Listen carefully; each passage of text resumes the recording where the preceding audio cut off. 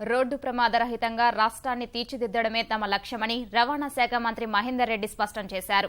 ప్రమాదాల నివారణ కోసం జిల్లాకు 5 కోట్ల రూపాయలు వెచ్చించి అధునాతన డ్రైవింగ్ ట్రాక్లు, శిక్షణా కేంద్రాలు ఏర్పాటు చేస్తున్నట్లు వెల్లడించారు. 2 ఏళ్ల పాలనలో రవాణా శాఖను ప్రజలకు చేరువ చేశామని చెబుతున్న మంత్రితో ఈటీవీ ముఖాముఖి. మెరుగైన రవాణా సదుపాయాలు కల్పించినప్పుడే వారి జీవన ప్రమాణంలో మెరుగుదల సాధ్యమవుతుంది. ఇంతటి కీలకమైన రవాణా శాఖకు సారథ్య బాధ్యతలు వహిస్తున్న మంత్రి పట్నం మహేందర్ రెడ్డి గారు మనతో పాటు ఉన్నారు.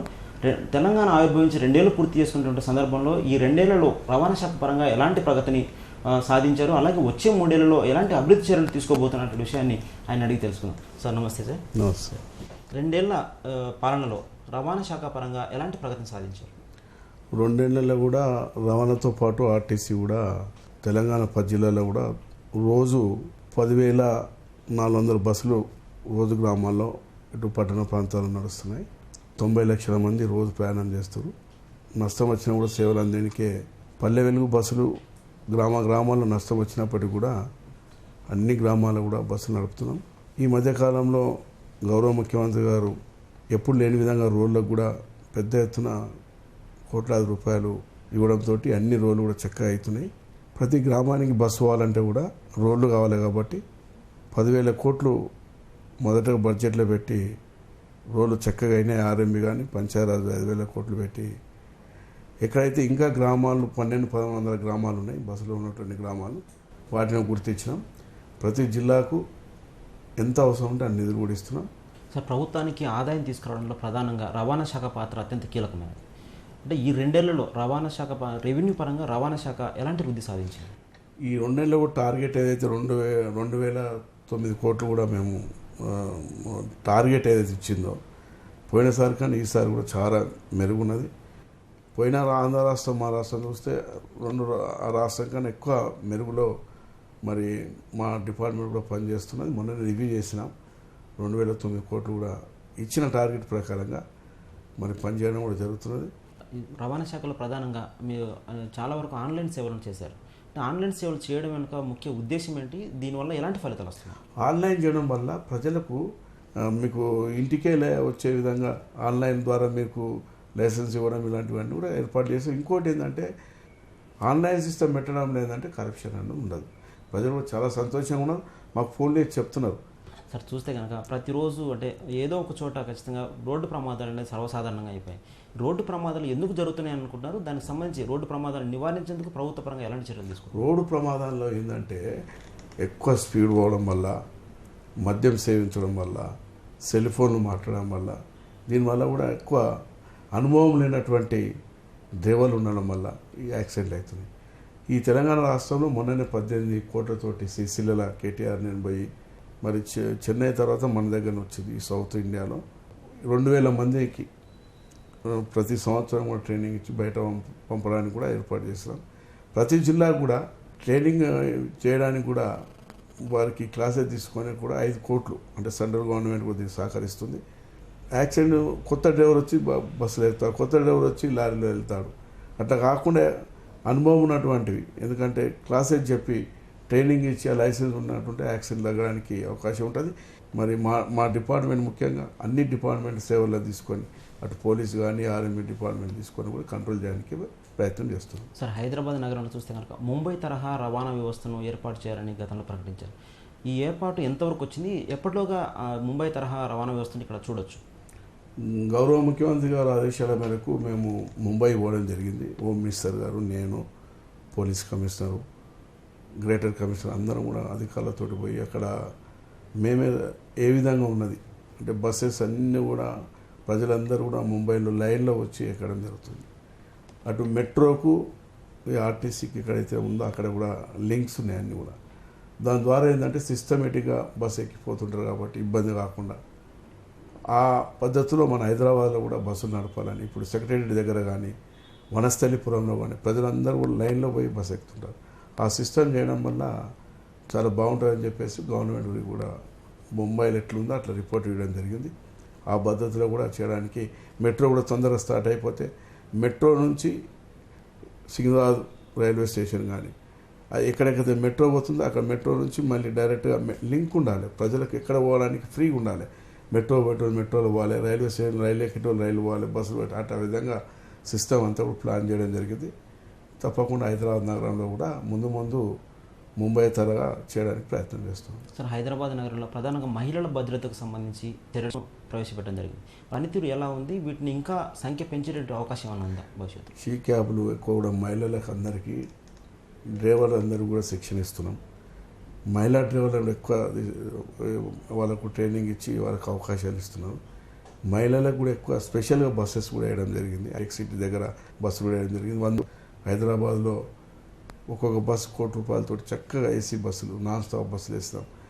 హైదరాబాద్ నగరంలో ప్రధానంగా ప్రజా రవాణా వాహనాలు, ప్రధానంగా ఈ ఆటోలు, ట్యాక్సీలు, అలాగే క్యాబ్లు సంబంధించి వాటిలో జీపీఎస్ వ్యవస్థ ఏర్పాటు చేయాలని గతంలో అనుకున్నది జరిగింది.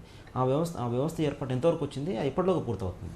నేను కూడా పరిశీలిస్తున్నాం ఎట్లా చేయాలని చెప్పేసి, ఎవరికి ఇబ్బంది కాకుండా ఒక్కోసారి 2 సార్లు మీటింగ్ పెట్టడం జరిగింది. దీన్ని కూడా ఎట్లా చేస్తే పరిష్కారం ఉంటుందో దాన్ని కూడా తొందరగా పరిశీలిస్తాం. సార్, ఆర్టీసీ చూస్తే కనుక అంటే దాదాపు తెలంగాణ రాష్ట్ర రవాణా సంస్థ 2,200 కోట్ల పైగా నష్టాల్లో ఉంది. ఎట్లా దీన్ని నష్టాల నుంచి లాభాల బాటలు నడిపించేందుకు మీ ప్రభుత్వ పరంగా ఎలాంటి చర్యలు తీసుకుంటున్నారు? అంటే ఆర్టీసీ అంటేనే నష్టాలు ఉంటుంది. అంటే ఒక తెలంగాణ, ఆంధ్రప్రదేశే కాకుండా దేశంలో ఎక్కడ పోయినా కూడా ఆర్టీసీ అన్నది నష్టాల్లో నడుస్తుంటుంది. ఎందుకంటే ఆర్టీసీ ప్రజలకు సేవలు అందించే సంస్థ ఇది. అయినప్పటికీ కూడా నష్టం వస్తుందని చెప్పి కూడా వదిలేసేది లేదు. అటు ప్రజలకు సేవ చేసుకుంటూ, అటు ప్రజలకు ఇబ్బంది కాకుండా చూసుకుంటూ, మరి అది ఇంతకుముందు చెప్పిన అదే లాంగ్లలో రూట్లలో వేయడం కానీ, మరి ఎందుకంటే ఈ తెలంగాణ రాష్ట్ర 10 జిల్లాలో కూడా, ఎందుకంటే కొత్త బస్సెస్ కూడా చాలా తీసుకున్నాం ప్రజలకు ఇబ్బంది కాకుండా. ముందు కూడా అన్ని రివ్యూ చేసినాం మొత్తం ప్రతి జిల్లాలో కూడా, ఎందుకు నష్టం వస్తుంది, ఏమి ఇబ్బందులు వస్తున్నాయి, దీన్ని కూడా మెల్లమెల్ల కంట్రోల్ చేయడం జరుగుతుంది. ఓకే, ఈ ప్రైవేట్ రవాణాలో అక్రమ రవాణా కొంత ఎక్కువైనట్టుగా కనిపిస్తుంది. దానివల్ల ఆర్టీసీ కూడా కొంత నష్టాలు ఎక్కువ నడుస్తున్నాయి. వీటిని ప్రైవేట్ వాహనాల అక్రమ రవాణా నివారించడంలో మీరు ఎలాంటి చర్యలు తీసుకుంటున్నారు? ఇప్పుడు అక్రమంగా ప్రైవేట్ వాహనాలు ఏదైతే వస్తున్నాయో గతంలో చాలా ఉండేది. తెలంగాణ రాష్ట్రం ఏర్పడిన తర్వాత చాలా కంట్రోల్ చేస్తాం. ఇప్పుడు ప్రైవేటు వాహనాలు ఎక్కడైతే పోయి నడుస్తున్నాయో అలాంటి రూట్లను గుర్తించి బస్సెస్ కూడా ఆర్టీసీ బస్సులు ఎక్కువ పోతున్నాయి. అక్రమంగా కానీ ప్రైవేట్ వాహనాలు ఎక్కడ నడిపితే దాని మీద సీరియస్ తీసుకుంటాం. సార్, ప్రధానంగా పెరుగుతున్న డీజిల్కు ధరలకు అనుగుణంగా బస్ ఛార్జీలు పెంచకపోవడం వల్ల కొంత నష్టాలు వస్తున్నాయని కొద్ది అధికార వర్గాలు కూడా చెప్తున్నాయి. అంటే ఆ మేరకు కొంత పెంచినప్పుడు కూడా ఆర్టీసీకి వచ్చినట్టు నష్టం లేదని కూడా చెప్తున్నారు. అంటే ఈ విషయంలో ఛార్జీలు పెంచేట విషయంలో మీ అభిప్రాయం ఏంటి? ఇప్పుడు ఇతర రాష్ట్రాల నుంచి పోల్చి చూస్తే తెలంగాణ రాష్ట్రంలో పక్క రాష్ట్రం ఆంధ్ర కూడా ఛార్జీలు పెంచినారు. చెన్నై కానీ, బెంగళూరు కానీ, మన తెలంగాణ రాష్ట్రం చూస్తే ఎక్కువ ఛార్జెస్ ఉన్నాయి. ఆర్టీసీ మనకు చాలా తక్కువది మనది. అయినప్పటికీ కూడా ప్రజల మీద భారం మోపడానికి అలాంటి ఆలోచన ఏం లేదు. కొత్త తెలంగాణ రాష్ట్రంలో ప్రజలకు ఇబ్బంది ఉండదు అని చెప్పి ఆలోచన ఉన్నది. అట్లాంటి ఇప్పుడు అట్లాంటి ఆలోచన ఏం లేదు. అంటే ఆర్టీసీకి పన్ను మినహాయింపు ఇస్తే ఇంత లాభాల్లోకి వచ్చేటువంటి అవకాశం ఉందని చెప్పేసి కార్మిక సంఘాలు ప్రధానంగా చాలా రోజులు డిమాండ్ చేస్తున్నాయి. అంటే అలాంటి ఆలోచన ఏమైనా ఉందా? ఇప్పుడే కొత్తగా ఆర్టీసీ చైర్మన్ కూడా అనుభవం అతను వేసినాం. అతను కూడా ఏ విధంగా చేస్తే బాగుంటుందని చెప్పేసి వారికి కూడా మేము సహకరిస్తాం. తప్పకుండా ముందు కూడా ఈ తెలంగాణ రాష్ట్రంలో ఆర్టీసీ ప్రజలకు మెరుగైన సేవలు అందించుకుంటూ, ప్రతి గ్రామంలో బస్సు నడుపుకుంటూ, మరి ఎన్ని ఇబ్బందులు వచ్చినప్పటికీ కూడా ఆర్టీసీని లాభాలు తీసుకొని తప్పకుండా ప్రయత్నం చేస్తాం.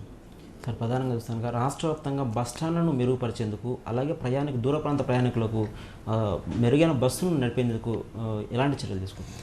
మంచి సేవలు, మెరుగైన సేవలు అందించాలి ప్రజలకు. బస్ స్టాండ్లో ఉన్నప్పుడు కూడా అన్ని వసతులు ఏర్పాటు చేయాలని చెప్పేసి కూడా తప్పకుండా దీన్ని కూడా మెరుగుపరచడానికి ప్రయత్నం చేస్తాం. అంటే ఈ రాబోయే 3 ఏళ్లలో ప్రయాణికుల కోసం కొత్తగా ఎన్ని బస్సులను మీరు ప్రవేశపెట్టబోతున్నారు? ఇప్పుడు మళ్ళీ కూడా 280 బస్సులు కొంటున్నాం. ఇంతకుముందు 500 బస్సులు కొన్నాము. దాంట్లో 400 పల్లె వెలుగు బస్సులు, 100 ఏసీ బస్సులు తీసుకొని ప్రతి జిల్లా నుంచి హైదరాబాద్కు బస్సులు కూడా వేస్తున్నాం. లాంగ్ రూట్లలో కూడా వేస్తున్నాం. ఇంకా సరిపోకపోతే మళ్ళీ 40 కోట్లు బడ్జెట్లో పెట్టినారు. మళ్ళీ ఇంకా 280 బస్సులు తీసుకుంటున్నాం. ఈ 280 బస్సులు 80 ఏసీ బస్సులు, సూపర్ లగ్జరీ బస్సులు తీసుకొని ఎక్కువ ఈ బస్సెస్ అన్నీ కూడా లాంగ్ రూట్లలో పెంచడానికి ప్రయత్నం చేస్తున్నాం. రేపు ముందు కూడా అన్ని కొత్త బస్సెసే, ఎందుకంటే పాత బస్సులు ఉండి ఇబ్బంది ఉంటుంది కాబట్టి తీసేసి కొత్త బస్సులు నడిపించి ప్రజలకు ఇబ్బంది కాకుండా లాభాలు తీసుకురావడానికి కూడా ప్రయత్నం చేస్తున్నాం. సార్ ప్రధానంగా ఆర్టీసీకి దూర ప్రాంతాలకు నడిచేటటువంటి సర్వీసులను ఎక్కువ ఆదాయం వచ్చేటట్టు అవకాశం ఉంటుంది. అయితే తెలంగాణ రాష్ట్రం నుంచి పొరుగు రాష్ట్రాలకు ఆంధ్రప్రదేశ్ కానీ మహారాష్ట్ర కర్ణాటక కానీ ఎక్కువ సంఖ్యలో బస్సులు నడపలేకపోతుంది. అసలు కారణం ఏంటి? దానికి సంబంధించి ఎక్కువ బస్సులు నడిపి ఆదాయాలు తీసుకొచ్చేటువంటి ప్రయత్నాలు చేస్తున్నాం. అదే చెప్తున్నారు. ఈ మధ్యకాలంలో ముంబై కానీ బెంగళూరు కానీ ఇతర రాష్ట్రాలకు మన ప్రజలు ఎక్కడైతే ఎక్కువ పోతున్నటువంటి అన్నీ గుర్తించినాము. ఇప్పుడు లాంగ్లు ఎక్కువ ప్రయత్నం చేస్తాం. ఎంత లాంగ్ పోతుంటే ఆ బస్సు అంత లాభాలు వస్తుంది కాబట్టి అటు వైజాగ్ కానీ అటు మరి గుంటూరు కానీ అటు తిరుపతి కానీ అటు షిర్డీ కానీ ఇలాంటివన్నీ కూడా కొత్త బస్సులు ఏసీ బస్సులు వేస్తున్నాం. సార్ రాష్ట్ర విభజన పూర్తి 2 సంవత్సరాలు పూర్తయిన అంటే ఆర్టీసీ డివిజన్ మాత్రం ఇంకా పూర్తి కాలేదు. దీనికి ఉన్నటువంటి అడ్డంకులు ఏంటి? ఎప్పటిలోకి ఆర్టీసీ విభజన పూర్తి అవుతుంది? ఆర్టీసీ నాకు తెలిసినంత వరకు అన్ని అధికారులు విడిపోయినారు. ఆర్టీసీ చైర్మన్ వచ్చినారు, గజెట్ వచ్చారు. చిన్న చిన్న కొన్ని ఉన్నాయి, అది కూడా 3-4 నెలల్లో మ్యాక్సిమం 6 నెలలు అన్నీ కంప్లీట్ అవుతాయి. కొంచెం అక్కడక్కడ కొన్ని ఆస్తులు అక్కడ ఉన్నాయి, ఇక్కడ ఆస్తులు ఉన్నాయి, కొంచెం చిన్నవి ఉంది తప్ప మేజర్ ఏం లేదు. తొందరలోనే ఆర్టీసీ కూడా జరిగిపోతుంది. ఇది ఆర్టీసీకి అంటే ఉన్నటువంటి 14 ఉమ్మడి ఆస్తుల్లో 58% వాటా ఇవ్వాలని అటు ఆంధ్రకు సంబంధించిన కార్మిక సంఘాలు ప్రధానంగా డిమాండ్ చేస్తున్నాయి. అంటే ఈ విషయంలో ఎలా వ్యవహరిస్తారు సార్? వాళ్ళు ఎన్ని చెప్పినప్పటికీ కూడా ఆంధ్రాలో ఉన్నటువంటి ప్రాపర్టీస్ ఆంధ్రలో, తెలంగాణలో ఉన్నటువంటి ప్రాపర్టీస్ తెలంగాణలో, అది క్లియర్గా తెలుస్తూనే ఉన్నది. దాంట్లో ఏమి ఇబ్బంది లేవు. చిన్నది ఏదో ఉంటే అది అని అట్లా వాళ్ళ ప్రాపర్టీస్ వాళ్ళకున్నాయి, మన ప్రాపర్టీస్ మనకున్నాయి. వచ్చే 3 ఏళ్లలో రవాణా శాఖను ప్రజలకు మరింత చేరువ చేయడం సహా ఆర్టీసీని లాభాల బాట నడిచేందుకు తన వంతు కృషి చేస్తారని రవాణా శాఖ మంత్రి పట్నం మహేందర్ రెడ్డి గారు అంటున్నారు. కెమెరామెన్ మల్లికార్జున్తో వెంకటరమణ, ఈటీవీ న్యూస్, హైదరాబాద్.